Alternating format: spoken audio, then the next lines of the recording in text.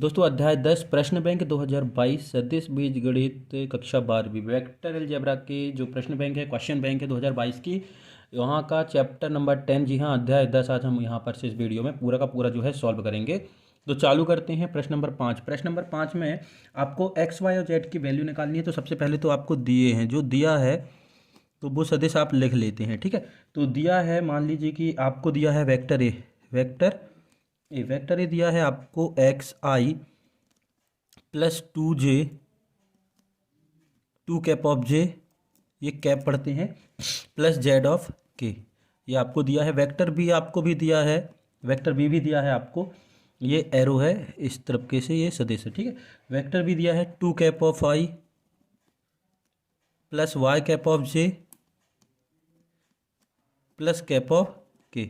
ध्यान रखिएगा, जिस वेक्टर के साथ किसी का कॉफिशिएंट गुणांक नहीं है वहाँ पर एक होगा, मतलब यदि यहाँ कुछ नहीं है तो वहाँ क्या होगा, एक होगा। तो इस चीज़ का आप थोड़ा सा ध्यान रखिएगा। अब देखिए प्रश्न में दिया था कि ये जो दो वेक्टर हैं समान होंगे, इस कंडीशन पर आपको एक्स वाई और जेड की जो है वैल्यू आपको निकालनी है। तो दोनों सदिशों की तुलना करने पर, दोनों सदिशों की तुलना करने पर से कंपैरिजन था बोथ वेक्टर, दोनों सदिशों की तुलना करने पर, जब हम तुलना करते हैं तो तुलना करने में होता क्या है, जो संगत अवयव होते हैं, जी हाँ संगत अवयव मतलब से जैसे x के साथ यहाँ पर क्या है, x के साथ यहाँ पर क्या है, y की जगह यहाँ पर क्या है, y की जगह यहाँ पर क्या है, तो उसको हम बोलते हैं तुलना करना। तो हम संगत अवयव जो होते हैं बराबर होते हैं, यदि दोनों सदिश बराबर होंगे तो उनके संगत अवयव भी करेस्पॉन्डिंग जो एलिमेंट है वो भी इक्वल होंगे। तो देखिए यहाँ से यदि हम कंपेयर करेंगे तो ये हो जाएगा x इज इक्वल टू 2, यदि यहाँ बात करेंगे तो ये हो जाएगा y इज इक्वल टू 2। देखिए यहाँ पर y है और यहाँ 2 है तो y इज इक्वल टू 2, और यहाँ हो जाएगा z इज इक्वल टू 1। तो आपको x y z की वैल्यू निकालनी थी, जो कि हमारी यहाँ पर आ गई है। x बराबर से देखो 2, y बराबर से 2 और z बराबर से 1। तो ये हुआ आपका आंसर। दोस्तों कभी भी यदि दो सदिशों की तुलना करते हैं या फिर दोनों सदिश जो है बराबर दिए हैं, प्रश्न में बराबर दिए हैं, आप बुक में देखिएगा प्रश्न उसमें लिखा हुआ है कि यदि ए और बी समान हो तो एक्स और वाई जेड के मान निकालें। प्रश्न बैंक में आपको ये जो समान शब्द है वो नहीं दिया है, मिस प्रिंट है, वहां पर से जो है उनने नहीं लिखा है। सेकेंड क्वेश्चन है उसके बाद का, क्वेश्चन नंबर 6। आपको वेक्टर ए, वेक्टर बी और वेक्टर सी तीन जो है सदिश दिए हैं, इनका आपको सम निकालना है। तो सम दे के निकालते हैं, हम जोड़ते हैं इनको। तो vector cap of A, vector वैक ऑफ बी और वेक्टर सी, तो वेक्टर सी, अब इनकी वैल्यू रखते हैं तो ये हो जाएगा i minus 2 cap of j, ये कैप सब में लगा है, ठीक है, 2 cap of J plus cap of k plus minus 2 cap of I plus 4 cap of J plus 5 cap of k plus ये सी बचा है cap of I minus 6 cap of j minus 7 cap of k. अब दोस्तों हम यहाँ पर bracket open ना करके सीधे जोड़ ले रहे हैं, ठीक है। देखिए ये प्लस का आई और ये प्लस का आई, तो ये हो गया 2i और 2i और 2i हो गया 0, ठीक है। अब देखिए माइनस का 2j प्लस का 4j और माइनस का 6j और माइनस का 2j कितना हो गया, माइनस का 8j और ये 4j, तो ये हो बचेगा आपका माइनस का 4j, कितना बचेगा, माइनस का 4j। अब देखिए k और 5k और ये 7k, 5k और k 6k, तो ये हो गया आपका माइनस का कैप ऑफ k बस बचा। तो ये आपका हो गया minus 4 cap of j minus cap of k। चाहो तो आप माइनस कॉमन ले लेंगे तो अंदर बचेगा 4 cap of j minus cap of k, minus की जगह यहाँ प्लस, क्योंकि हमने माइनस कॉमन ले। प्रश्न नंबर 7 है, दर्शाइए कि सदिश 2 cap of I minus 3 cap of J plus 4 cap of के और 4 cap of I plus 6 cap of j minus 8 cap of के जो है संरेखी है। कैसे हैं, संरेखी है। तो ये आपको प्रूव करना है। तो दोस्तों संरेखी का मतलब ये होता है कि वो एक ही बिंदु पर होंगे, ये जो सदिश हैं वो एक ही लाइन में होंगे। मतलब से यदि कोई यहाँ पर एक लाइन हो, इस पूरी लाइन में ये दोनों सदिश स्थित होंगे, ये आपको प्रूव करना है। तो देखिए सबसे पहले तो हम इनका नाम ले लेते हैं।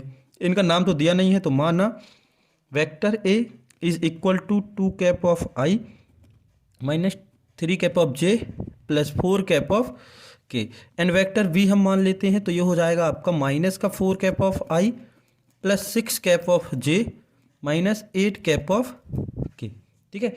ये आपने नाम ले लिया। तो देखिए अब एक चीज़ देखिएगा, यहाँ पर से थोड़ा सा ध्यान दीजिएगा। देखो बी कैप ऑफ जो है वेक्टर बी है, अब यहाँ से हम 2 कॉमन ले लें, माइनस का 2 कॉमन ले रहे हैं, तो यहाँ क्या बचेगा आपका, यहाँ आपका बचेगा 2 cap of I minus 3 cap of j, और यहाँ बचेगा प्लस का 4 कैप ऑफ के। हमने कभी कुछ नहीं किया है, बी की वैल्यू थी -4 cap of I plus 6 cap of j minus 8 cap of के। तो हम इन पूरे इक्वेशन से, इस पूरे वेक्टर से हमने -2 कॉमन ले ली, तो ये माइनस का प्लस हो गया, ये प्लस का माइनस और ये माइनस का प्लस। यहाँ से 2 कॉमन लिया तो 2 बचा, यहाँ से 2 कॉमन लिया तो 3 बचा, यहाँ से 8 कॉमन लिया तो 4 बचा। अब देखिए ये वेक्टर बी -2 और ये काहे की वैल्यू है, देखिए 2i minus 3j plus 4k, 2i minus 3j plus 4k ए की वैल्यू है, तो ये हो गया वेक्टर ए। तो देखो दोनों के परिमाण जो है बराबर हैं, कैसे हैं, दोनों के परिमाण जो है बराबर हैं और दिशा अलग अलग है, दिशा अलग है, मतलब ये पॉजिटिव है और ये नेगेटिव है, ये दो से कोई मतलब नहीं है, इससे कोई फर्क नहीं पड़ने वाला। तो दोनों के परिमाण कैसे बराबर हैं, तो ये संरेखी होंगे, संरेख है, क्योंकि ये परिमाण में बराबर है और दिशा अलग अलग है, अतः ये संरेखी हो जाएंगे। दोस्तों अगला प्रश्न है प्रश्न नंबर 8। दो सदिश हैं, हमने इनको नाम दे दिया है, प्रश्न में नाम नहीं दिया था, उन्हें केवल दो सदिश दिए थे, i minus 2j plus 3k, 3i minus 2j plus के। इनके बीच का आपको कोण निकालना है। तो हमने पहले सदिश का नाम दे दिया वेक्टर ए और दूसरे का दे दिया वेक्टर बी। तो देखो कोण क्या होता है, कोण बराबर होता है कॉस थीटा बराबर A into B, vector A into vector B upon mod A into mod B. ये होता है आपका एंगल या थीटा निकालने के लिए, जो कि हमें प्रश्न में निकालना है।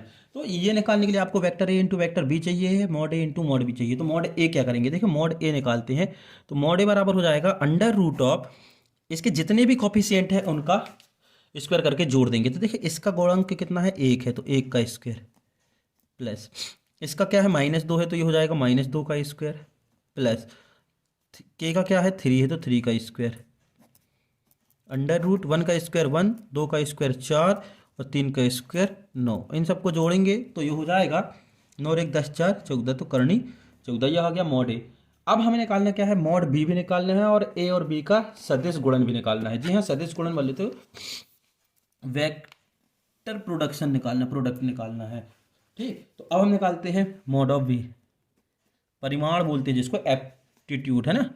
तो ये हो जाएगा अंडर रूट, इक्वेशन से देखिएगा यहाँ पर से, देखिए 3 2 और 1 का स्क्वायर निकालना, किसका 3 2 और -1, 3 का स्क्वायर प्लस -2 का स्क्वायर प्लस 1 का स्क्वायर। तो ये हो गया आपका 3 का स्क्वायर 9, 2 का स्क्वायर 4 और 1 का स्क्वायर 1। इसको जोड़ोगे तो 9 4 13 और 1 14, करनी 14। अब हमें वेक्टर ए का सदिश गुणन निकालना है। तो vector A into vector B is equal to, तो वेक्टर ए की वैल्यू यहाँ पर पुट करते हैं, तो वेक्टर ए हो जाएगा i minus 2 cap of J plus 3 cap of के इनटू है यहाँ पर, ठीक है। b की वैल्यू रखते हैं, तो ये हो जाएगा 3 cap of i minus 2 cap of J plus cap of के। हमने से वैल्यू रखी है दोस्तों, अभी ध्यान रखिएगा वेक्टर ए और वेक्टर बी की। अब हम करते हैं मल्टीप्लाई। तो देखो i के साथ i वाली टर्म का मल्टीप्लाई करना है, i के साथ i वाली टर्म का मल्टीप्लाई करना है। तो ये हो जाएगा 1 के साथ 3 का करेंगे, तो ये हो जाएगा 3i स्क्वायर, ये माइनस माइनस प्लस 2 दूनी 4 जे स्क्वायर प्लस 3 1 जा 3, भाई 3 के साथ यहाँ 1 का करेंगे, कुछ नहीं है तो 1 है, तो 3 के स्क्वायर। अब एक चीज़ याद रखिएगा कि ये जो cap of I square, cap of J square, cap of के स्क्वायर दिख रहा है, उसकी वैल्यू हमेशा 1 होती है। क्या होती है, 1। तो ये हो जाएगा केवल 3 4 3 3 4 3, कितना हो गया 3 4 3। अब इन सबको आप जोड़ते हैं, ठीक है, तो कितना हो जाएगा भाई, 3 3 6 और 4 10, तो ये हो गया 10। तो वेक्टर ए इंटू वेक्टर भी आ गया 10। अब हम रख देते हैं फॉर्मूले में वैल्यू। तो फॉर्मूला हमारा क्या था, हमारा फॉर्मूला देखिए यहाँ था ये ए इंटू बी। तो ए इंटू बी की वैल्यू कितनी है 10, मॉड ए की वैल्यू कितनी है करनी 14, मॉड बी की वैल्यू कितनी है करनी 14। ये निकाल रहे थे हम कॉस थीटा, क्या निकाल रहे थे कॉस थीटा। देखो तो ये हो गया 10/14, करनी 14, करनी 14 केवल 14, करनी करनी का गुणा होगा तो केवल 14, अब 2 से कट जाएगा, 2 पंचे 10 और 2 सत्ते 14। तो कॉस थीटा बराबर हो गया आपका 5/7। अब चूंकि हमें कॉस थीटा नहीं चाहिए, हमें थीटा चाहिए, क्या चाहिए थीटा। तो ये हो जाएगा थीटा और ये इस तरफ आएगा तो हो जाएगा कॉस इनवर्स, ये अपॉन में जाता है और फिर ऊपर जाएगा तो पावर माइनस हो जाता है, कॉस इनवर्स 5/7। ये आपका आंसर। प्रश्न 9 में आपको थीटा निकालना है। जी हाँ, कोण निकालना है। तो क्या क्या दिया है क्वेश्चन में वो हम यहाँ पर लिख लेते हैं। क्वेश्चन आप चाहें तो प्रश्न बैंक क्वेश्चन बैंक से लिख सकते हैं। तो ए का परिमाण दिया है, तो मॉड ए दिया है आपको √3। बी का परिमाण दिया है आपको 2 एंड ए इंटू बी मतलब सदिश का गुणन दिया है वेक्टर 6। आपको थीटा निकालना है। तो कॉस थीटा बराबर होता है cos theta is equal to a into b upon mod a and mod b. तो वैल्यू रख देते हैं। ए इंटू बी कितना दिया है √6, ये दिया है आपको √3 और ये दिया है आपको ओनली 2, मॉड में नहीं दिया, ठीक है 2 दिया है। अब इसको सॉल्व करते हैं अपन। तो देखिए यहाँ पर थोड़ा सा ध्यान दीजिएगा, ठीक है। अब देखो यहाँ काटेंगे तो ये 3 से इसको एक साथ ऐसे लिख सकते हैं रूट वाले नंबर को 6/3 इंटू 1/2, ये अलग लिख दिया। अब ये कटेगा तो ये हो जाएगा ओनली √2/2 भाई 3 2 जा 6 √2 में है। अब हम इसको लिख सकते हैं √2/2 को हम लिख सकते हैं। हमने इसके पहले बहुत सारे क्वेश्चनों में लिखा है कि यदि किसी का स्क्वायर रूट नहीं होता है, वर्गमूल नहीं होता है, पूर्ण वर्ग संख्या नहीं होती है, तो हम इसको लिख सकते हैं 2 को √2 इंटू √2। तो √2 से √2 एक कैंसिल, तो ये बचा आपका 1/√2। तो cos theta is equal to 1/√2। अब आपको ये देखना है कि कॉस की टर्म में ये जो 1/√2 है किसकी वैल्यू होती है। 90 की होती है, 45 की होती है, 30 की होती है। ये आप टेबल का यूज करके यहाँ से लिख सकते हैं, वो भी रेडियन में। तो ये हो लिखेंगे हम cos π/4। π/4 का मतलब होता है 45। जी हाँ, कितना होता है 45 मतलब 45। तो साइन 45 और cos 45 दोनों की वैल्यू 1/√2 होती है। तो cos 45 हमने लिख दिया। तो cos से cos कैंसिल हो जाएगा। दोस्तों बहुत से जो स्टूडेंट है वो सोचते हैं कि हम यहाँ का प्लस क्यों कैंसिल कर रहे हैं। तो देखिए दोस्तों, हम ट्रांसफर जब करते हैं तो प्लस का माइनस, माइनस का प्लस करके कैंसिल नहीं कर रहे हैं। ये देखो थीटा के इंटू में कॉस है और π/4 के इंटू में कॉस है। तो ये अगर हम नीचे उतारेंगे डिवाइड में तो ये कैंसिल हो जाएगा। तो थीटा बराबर आपका आ गया केवल π/4। यही आपका आंसर है और यही आपको निकालना था। दोस्तों प्रश्न नंबर 10 है, दर्शाइए कि सदिश, ये 3 सदिश आपको दिए हैं, एक समकोण त्रिभुज की रचना करते हैं। तो आपको ये प्रूव करना है कि ये एक समकोण त्रिभुज है। तो हम करते हैं। देखिए सबसे पहले तो माना त्रिभुज ABC में वेक्टर A मतलब ये जो सीड्स हैं, वर्टेक्स दिए हैं, सीधी सी बात ये है जैसे कि ये कोई त्रिभुज है तो ये हो गया A, ये हो गया B और ये हो गया, देखो त्रिभुज हमने थोड़ा गलत बनाया है क्योंकि समकोण त्रिभुज की बात हो रही है तो इस तरीके से होगा। तो ये हो गया A, ये हो गया B या C। अभी हम नहीं कह सकते हैं कि B कौन सा है C कौन सा है। तो मान लीजिए कि ABC एक त्रिभुज है जिसमें कि वेक्टर A मतलब सीड्स दिए हैं A, B और C। इसको हम नाम दे दें वेक्टर -J + K, ठीक है। V को नाम दे दें हम I -3J - 5K, ठीक है। और C को नाम दे दें हम वेक्टर C को नाम दे दें 3 - 4J - 4 कि आप इसको स्थिति सदिश भी नाम दे सकते हैं। अब देखिए हमें ये जो है वर्टेक्स दिए हैं, शीर्ष दिए हैं, क्या दिए हैं शीर्ष A, B और C। अब हमें भुजा निकालनी है। हमें मालूम है कि भुजा कैसे निकलती है, 2 शीर्षों को मिलाकर। जी हाँ, इन दोनों शीर्षों को मिलाकर एक भुजा, इन दोनों को मिलाकर एक भुजा और इन दोनों को मिलाकर एक भुजा बनेगी। तो हम भुजा निकालते हैं। ध्यान रखिएगा यहाँ पर से 10th क्लास में हमने दूरी का सूत्र पढ़ा था, डिस्टेंस फार्मूला पढ़ा था चैप्टर नंबर 7 में। तो वही फार्मूला यहाँ पर से जो है लग जाएगा। तो देखिए ए बी हम निकालते हैं। क्या निकालते हैं a b, vector a b. Vector a b निकालते हैं मतलब बी से ए को सब्ट्रैक्ट करना है, बी से ए को सब्ट्रैक्ट करना है। तो इस तरीके से आप चाहो तो लिख सकते हैं व्यवस्थित, क्योंकि व्यवस्थित लिखने के ही नंबर मिलते हैं दोस्तों। तो ए घटा देंगे तो 2 - J + K। तो ए बी हो जाएगा आपका, घटाइए, देखो हम ब्रैकेट ओपन नहीं कर रहे हैं, सीधे घटा रहे हैं, ठीक है। आई में से 2 आएगा तो माइनस का आई बचा, -3 और प्लस का J = माइनस का 2J, माइनस और माइनस तो कितना हो गया 6K। हो गया ना दोस्तों। यहाँ पर से आप थोड़ा सा कैलकुलेट कर लीजिए, कुछ नहीं है। अब हम इसके बाद निकालते हैं BC। क्या निकालते हैं, वेक्टर BC। C से B को घटाना। एक चीज़ याद रखिएगा आप थोड़ा, जब हम AB की बात करते हैं मतलब से ये सेकेंड पॉइंट से फर्स्ट पॉइंट को सब्ट्रैक्ट करना है ना। यहाँ BC है मतलब C से B को सब्ट्रैक्ट करना है। तो C का पॉइंट क्या है, ये है, क्या लिखा है 3 - 4J -4 cap of k, minus किसको करना है, बी को, मतलब cap of i -3 cap of j और -5 कैप ऑफ के। अब देखिए 3i में से एक आई गया तो केवल बचा 2i, 4i माइनस का और प्लस का 3i तो बचा माइनस का cap of J, sorry minus का 4j और प्लस का, प्लस क्यों, क्योंकि ये बाहर माइनस है तो ब्रैकेट ओपन होगा तो ये प्लस हो जाएगा, तो हम डायरेक्ट कर रहे हैं। तो 4j और 3j ओनली जे। अभी देखिए ये माइनस का है और ये प्लस का है तो क्या बचेगा, प्लस का के बस बचेगा। अब हमें निकालना है सी ए, वेक्टर सी ए, वेक्टर सी ए मतलब ए से सी को घटाना है। तो ए क्या है आपका, ए है आपका 2 cap of I minus cap of J plus cap of k minus. C क्या है आपका, सी है आपका 3 cap of i -4 cap of j और माइनस का 4 कैप ऑफ के।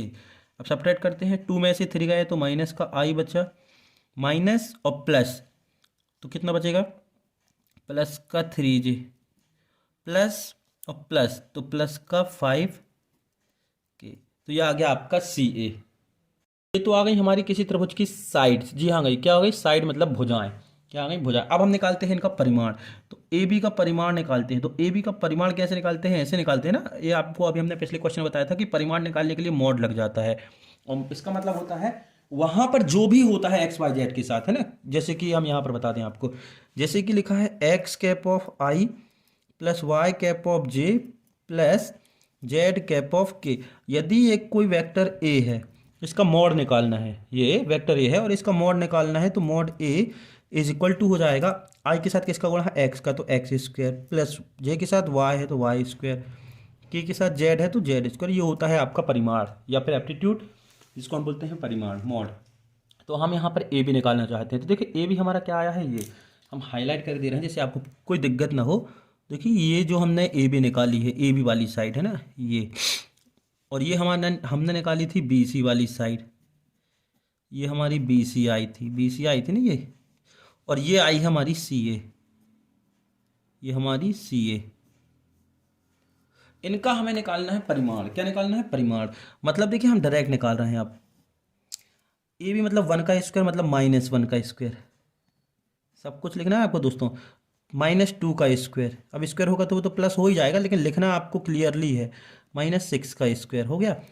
तो ये हो जाएगा आपका 1 का स्क्वायर 1, 2 का स्क्वायर 4 और 6 का स्क्वायर 36। जब आप इसको जोड़ोगे तो ये हो जाएगा 41, कितना हो जाएगा 41 भाई, 36 और 4 40 और 1 41। इसी तरीके से अब हम किसका परिमाण निकालेंगे, हम निकालेंगे इसके बाद परिमाण निकालेंगे बी, जी हाँ, किसका निकालेंगे हम इसके बाद परिमाण निकालेंगे, बी सी, ठीक है, बी सी का। तो देखिए बी सी में हमने क्या निकाला था, 2 का स्क्वायर, फिर उसके बाद -1 का स्क्वायर +1 का स्क्वायर, है ना, ये +1 का स्क्वायर। थोड़ा सा दोस्तों ध्यान दीजिएगा, पेज क्या है थोड़ा सा ऊपर आ गया है ये वाला। 2 का स्क्वायर 4, 1 का स्क्वायर 1, 1 का स्क्वायर 1, तो ये हो गया आपका √6। अब निकालना है सी ए का मोड, परिमाण निकालना है सी ए का। तो सी ए की वैल्यू देख लेते हैं क्या है, -1 का स्क्वायर प्लस -3 वो ओनली 3 का स्क्वायर प्लस 5 का स्क्वायर, 1 का स्क्वायर 1, 3 का स्क्वायर 9 और 5 का स्क्वायर 25। तो ये हो जाएगा 9 1 10 35 35 हो गया। अब यहाँ पर से तीनों मोड निकल चुके हैं। अब हमें करना क्या है, अब हमें पाइथागोरस प्रूव करना है। क्या प्रूव करना है, पाइथागोरस, कि किन्हीं भी दो साइड का स्क्वायर का सम किन्हीं भी दो भुजाओं को वर्ग करके जोड़ेंगे तो तीसरी भुजा के वर्ग के बराबर हो। तो दो छोटी छोटी भुजाओं को हम जोड़ लेते हैं, तो हम जोड़ लेते हैं बी सी का स्क्वायर प्लस सी ए का स्क्वायर। ये छोटी भुजाएं हैं ना भाई, अभी हमने निकाली हैं, तो ये किस क्या होना चाहिए, ये हो जाएगा आपका देखो √6 का स्क्वायर प्लस √35 का स्क्वायर। तो ये हो जाएगा 6 + 35 = 41। अब ये किसके बराबर आ गया, देखिए ये आ गया आपका a b mod A b के स्क्वायर के बराबर। जी हाँ, मॉड ए बी के स्क्वायर के बराबर आ गया। क्यों आ गया बराबर, देखिए यहाँ पर ए बी का स्क्वायर कितना है √41 का square is equal to 41 is equal to 41।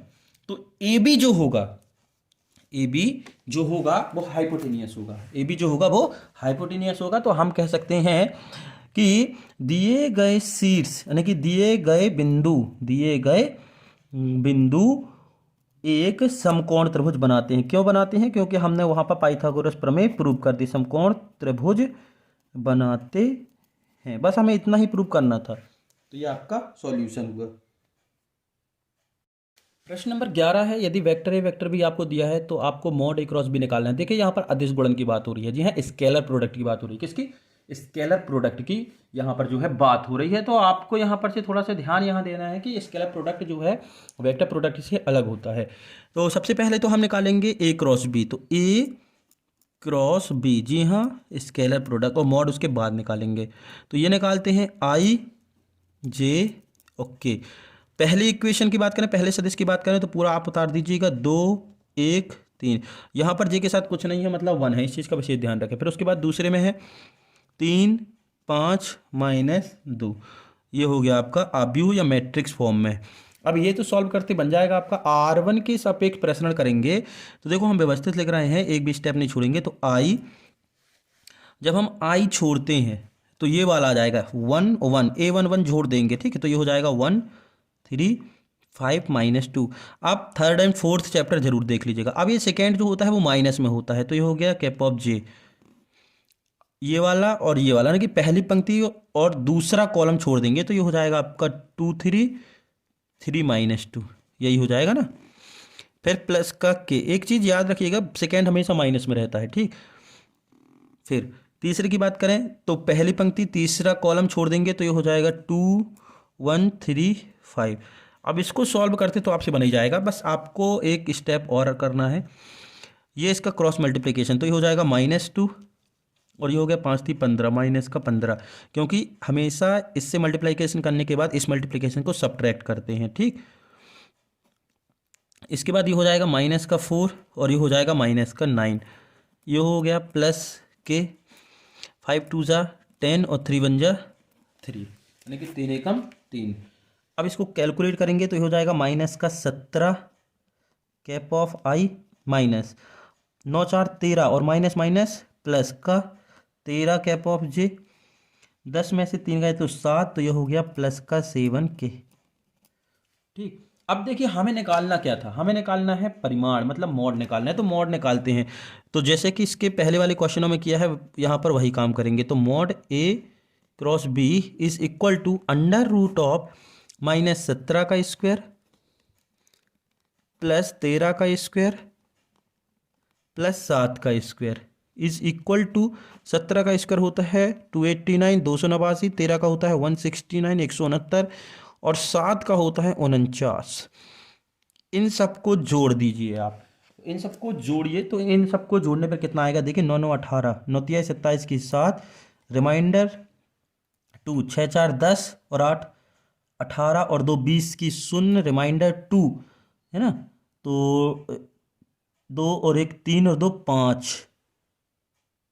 दोस्तों देख लीजिएगा थोड़ा सा, 6 4 10, 10 और 8 18 और 2 20, ठीक है। 2 और 1 3 और 2 5, 507। ये हो जाएगा दोस्तों आपका आंसर। और हो सके तो इसको बाहर निकालने की कोशिश करिएगा। अगर बाहर हो जाता है यदि ये, तो वो भी उसका आंसर हो सकता है। आप एलसीएम लेकर करेंगे तो ये बाहर निकलेगा इस तरीके से। देखिए 13 × 13 × 3, तो ये 13 का पेयर बन गया। तो ये 13 हो गया बाहर और अंदर बचा √3। तो ये आपका आंसर। यदि आप √507 भी लिखते हैं तो भी सही है और ये भी लिखेंगे तो भी सही है। देखते हैं अगला क्वेश्चन। प्रश्न नंबर 12 में आपको संलग्न भुजाएं दी, चतुर्भुज। जी हैं, समांतर चतुर्भुज। समांतर चतुर्भुज क्या होता है? कुछ भी हो सकता है, लेकिन उसके दो पेयर जो हैं वो समांतर हो। मतलब जैसे कि ये अपोजिट पेयर समांतर हो, ये अपोजिट पेयर समांतर हो, ये समांतर चतुर्भुज कहलाता है, जिसको हम पैरेललोग्राम कहते हैं, ठीक है। तो यहाँ पर आपको चतुर्भुज का क्षेत्रफल निकालना है जिसकी संलग्न भुजाएं ये होती हैं। तो चतुर्भुज का क्षेत्रफल होता है चतुर्भुज, तो हम पहले सूत्र लिख दे रहे हैं जिससे कि करना क्या है वो आपको पता चले। चतुर्भुज का क्षेत्रफल बराबर मॉड ए क्रॉस बी। जी हाँ, ये होता है चतुर्भुज का क्षेत्रफल। तो पहले आपको अदिश गुणन निकालना पड़ेगा, उसके बाद उसका परिमाण निकालना पड़ेगा। तो हम निकालते हैं ए क्रॉस बी, जैसे कि हमने अभी इसके पहले क्वेश्चन में, पिछले क्वेश्चन में किया था। तो ये हो गया cap of i, cap of j और कैप ऑफ के। तो 3 1 4 भाई, 3 1 4, और यहाँ 1 -1 1, 1 -1 और 1, तो 1 -1 और 1, बिल्कुल सेम पिछले क्वेश्चन की तरह है। अब देखिए यहाँ पर से कैप ऑफ आई, ये हो गया 1 4 -1 1, माइनस का जे, ये हो गया 3 4 1 1, प्लस का कैप ऑफ के, ये हो गया 3 1 1 -1।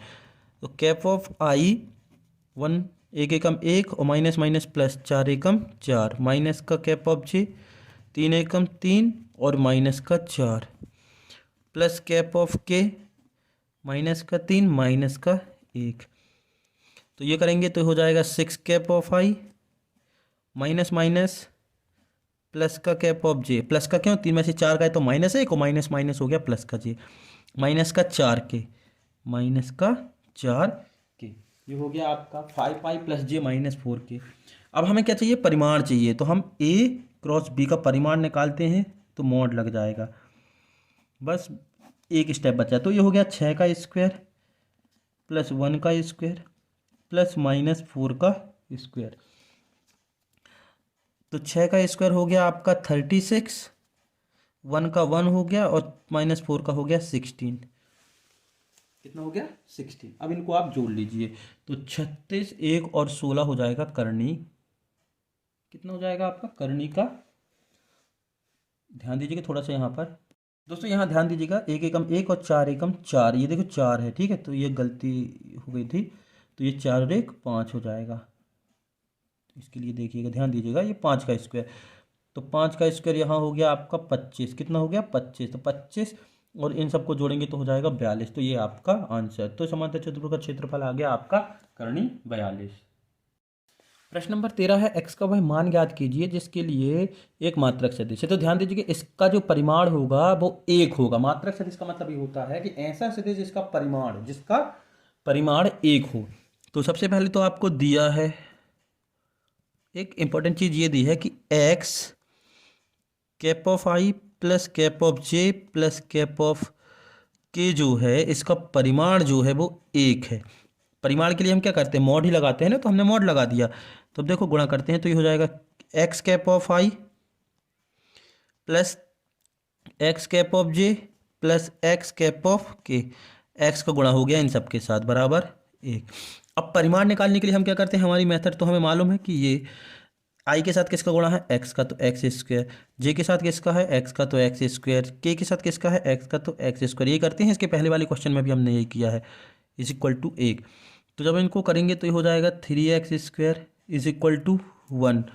एक्स स्क्वायर से एक्स तो बाहर निकल गया, तो बचा √3 इज इक्वल टू 1। हमें एक्स चाहिए है, तो ये हो जाएगा 1/√3। क्या हो गया 1/√3। तो यह हो गया आपका एक्स का मान। चाहे तो प्लस माइनस बहुत सी जगह लिख लेते हैं, लेकिन यदि आप नहीं भी लिखते हैं तो कोई दिक्कत नहीं है। तो आप चाहो तो लिख ले +-1, ये आपका एक्स की वैल्यू। ध्यान दीजिएगा दोस्तों, इसने बोला है कि इसका परिमाण जो है 1 होगा। मात्रक सदिश से मतलब इसका परिमाण 1 होगा। परिमाण के लिए हमने मॉड लगाया, इस एक्स का इन तीनों के साथ गुणा कर दिया। अब इसके बाद हमने परिमाण निकालने के लिए इसके पहले 2 क्वेश्चन जो किए वैसे निकालना है। करनी x² + y² + z² करते हैं, लेकिन यहाँ पर जे के साथ भी एक्स है, के साथ भी एक्स, तो इन तीनों का स्क्वायर करके जोड़ दिए। तो x² 3x², जो है बाहर निकल गया एक्स से, बचा √3 इसके अपॉन में आ गया क्योंकि इनटू में था, तो ये हो गया +-1/√3। दोस्तों अगला क्वेश्चन है क्वेश्चन नंबर 14।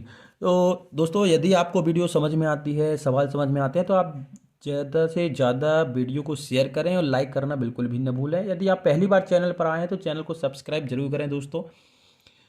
क्वेश्चन नंबर 14 हम देखते हैं, दिए गए शीर्ष हैं ए बी और सी। तो आपको जो है त्रिभुज का क्षेत्रफल निकालना है। ये प्रश्न है, हमने नहीं लिखा है, तो त्रिभुज के शीर्ष दिए हुए हैं। तो त्रिभुज का क्षेत्रफल होता है, हम पहले आपको ये बता दें कि त्रिभुज का क्षेत्रफल क्या होता है, फिर उसके बाद हम क्या करेंगे कि हमें ज़रूरत किस किस चीज़ की है वही चीज़ हम निकालेंगे।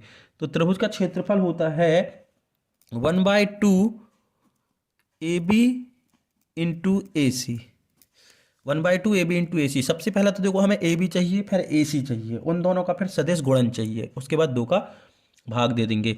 तो सबसे पहले तो यहाँ ए बी और सी अलग अलग दिए हैं, तो हम निकालते हैं ए बी। तो ए बी निकालने के लिए हम वेक्टर लगा दिए, बी से एक को घटाते हैं, एक से एक गया 0, कोई मतलब नहीं, आई वाली टर्म है ही नहीं है, तो लिख सकते हैं हम इसको इस तरीके से 0 आई। ठीक, 2 में से एक गया तो बचा 1, तो मतलब से ओनली जे।